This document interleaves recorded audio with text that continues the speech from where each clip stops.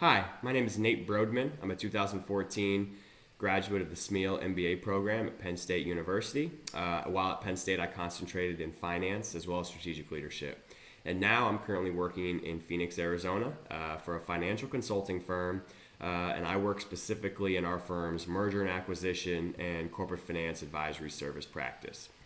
Prior to coming to Smeal, I actually spent 3 years as the associate head coach of the Colorado College men's basketball program. I graduated from Colorado College in 2009, where I was also fortunate enough to be a member of the men's basketball team. And upon graduation in '09, was asked by my head coach to stay on staff, and where I coached for 3 years before coming to Smeal.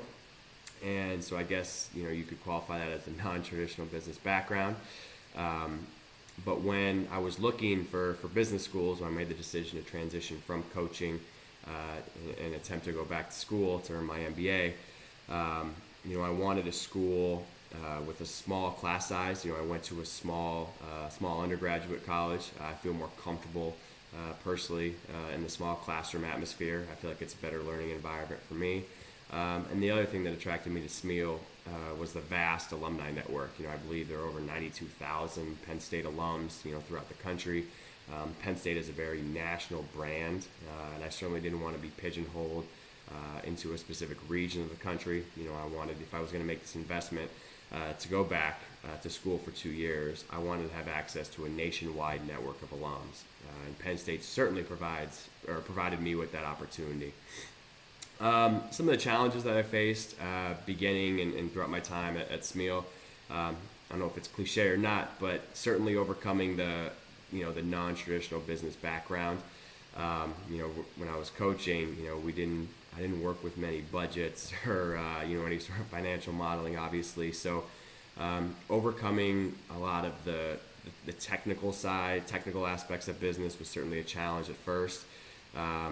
Gaining those technical skills, I think was probably a little bit tougher for me than many of my other classmates, just because I didn't have the background in it. But again, those small class sizes, the access to professors and administrators really helped me overcome that. And again, I definitely think it was a challenge, but at the same time, it wasn't a hurdle that I couldn't overcome. And I always felt comfortable going to a professor, asking for help. And I certainly got the help that I needed. So again, it was probably my biggest challenge while at Smeal. But again, it was a challenge that I was easily able to overcome through the help of my classmates and my professors. In terms of resources that helped me out the most while at Smeal, I think first and foremost would be the Alumni Advisory Board. I became pretty close with two, I don't know if they're current anymore, but two members of the Alumni Advisory Board. Both were instrumental in providing me advice and guidance throughout my time at Smeal, and then of course with the job search process upon graduation. It was just great to have two alums that have been through it before, that have had offers, turned down offers, negotiated with companies, essentially, as I said, gone through everything before. And it was fantastic to be able to bounce ideas off of them, and to have them provide feedback and advice and guidance on how to proceed with the next step after graduation, which of course selecting a job and moving forward with your life. The other resource that I think really adds a lot of value to Smeal is frankly, it's just the collaborative work environment. I alluded to professors being very accessible with office hours and providing extra guidance whenever it's necessary. But that's also said true for a lot of my classmates. I was fortunate enough where I developed pretty good relationships with numerous of my classmates. We're still very, very close to this day. And again, it's just a very collaborative work environment. It's not uber competitive. Everyone looks out for one another. Basically, everyone's willing to help out one another whenever necessary. And I definitely don't think that's a trait that all business schools have, but it's something that certainly Penn State has, and it's something that I'm very thankful for, and really helped me, throughout my 2 years there. So regarding my full-time offer, I actually currently work for a Penn State alum. He's not a Penn State MBA alum, but he completed his undergraduate degree from Penn State. So when I made the decision that I was going to try to head back out west. I'm from Phoenix, Arizona originally, so I narrowed my job search to companies in the kind of the Phoenix, Arizona, California, Oregon, Washington areas, and I was able to connect with my current boss through some connections that I had from growing up in Phoenix. And again, that should be a quick tangent. A lot of people, when they get to graduate school, neglect their current network. And I think our current networks are often much stronger than we give them credit for. And we think that just because I'm in this graduate school, we have to use Penn State connections. And again, that's all great and well and good, and I definitely encourage that. But I also think it's important not to neglect your current network.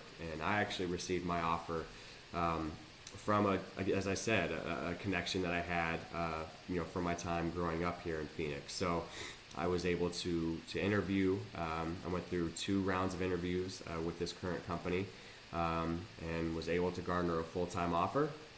And luckily, I took it, and I've been very, very happy at this new firm. It should also go worth noting I had 3 other offers.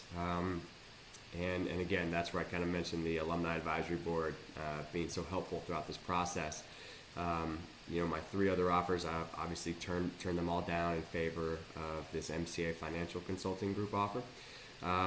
Again, my alumni advisor played a crucial role and helped me determine which offer was best for me, and also how to negotiate that offer, and really how to frankly earn as much money as possible, in that initial offer letter. So how has my MBA from Smeal helped me thus far?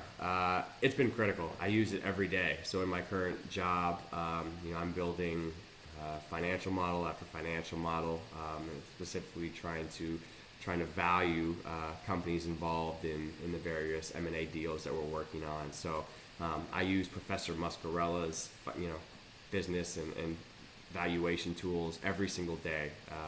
This is a job that I certainly could not have done prior to getting my MBA at Penn State, and it's been actually very rewarding to see this investment that I made for 2 years paying dividends now as I use modeling skills that I learned from Professor Muscarella in the finance department, and transferring those now to what I do on a day-to-day basis here at my job now.